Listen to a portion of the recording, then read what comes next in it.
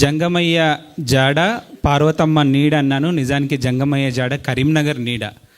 దక్షిణ కాశీ అయినటువంటి వేములవాడ రాజరాజేశ్వర స్వామిని తలుచుకొని ఆ పాట రాశాను. ఇవల్ల ఆ పాటకు వస్తున్నటువంటి ప్రశంసలు మామూలుగా లేవు.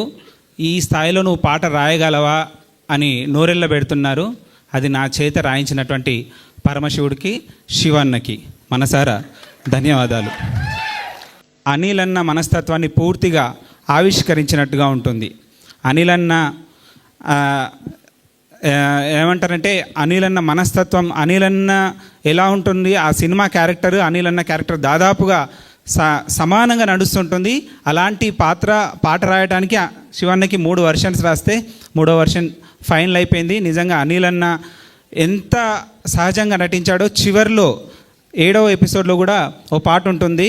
ఇచ్చుకబోకే పచ్చని ప్రేమ ఉచ్చుల వడకే సచ్చిపోతా, కచ్చలు వడ్డ ఎదల్లో పచ్చలు అయినది మనసు అని.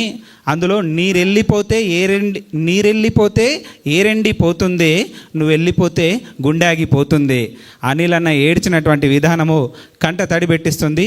ఈ పాటలో కూడా రాజన్న యాక్టింగ్ కళ్ళతో, అలాగే మేడం గారు చేసినటువంటి యాక్టింగ్, దాంట్లో ప్రతి సీను ఒక పెయింటింగ్ లాగా తీర్చినటువంటి విధానం డిఓపి గారు కానీ డైరెక్టర్ గారు కానీ హ్యాట్స్ ఆఫ్ చెప్పాలి.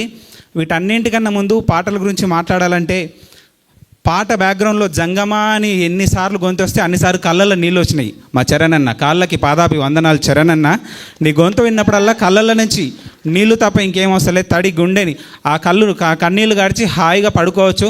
అంత గొప్ప గొంతు మీది, అంత గొప్ప మనస్తత్వం మీది, శివుని మనస్తత్వం మీది. నిజంగా శివుని అండదండ ఈ సినిమాకి ఉన్నాయి కాబట్టి పాటలు ఇంత గొప్పగా వచ్చినాయని నేను భావిస్తున్నాను. ఏమంటారంటే తాతకు దగ్గు నేర్పాలన్నట్టు మై విలేజ్ షో టీం వాళ్ళకి సక్సెస్ని మనం నేర్పాలా? ఇది కొత్త సక్సెసా? వాళ్ళు ఎన్నో చూశారు ప్రపంచ స్థాయి వేదికల మీద వాళ్ళు మాట్లాడిన సందర్భంలో. ఇది కేవలం బిగ్ స్క్రీన్ మీద ఒక మచ్చు తునక మాత్రమే. ఇట్లాంటివి చాలా పెద్ద పెద్ద సక్సెస్లు రావాలని కోరుకుంటున్నాను. ఇందులో పనిచేసినటువంటి అందరికీ, అలాగే ప్రొడక్షన్ హౌస్ మధుర శ్రీధర్ సార్కి, అలాగే శ్రీకాంత్ అన్నకి మనసారా ధన్యవాదాలు తెలియజేసుకుంటున్నాను. Thank you.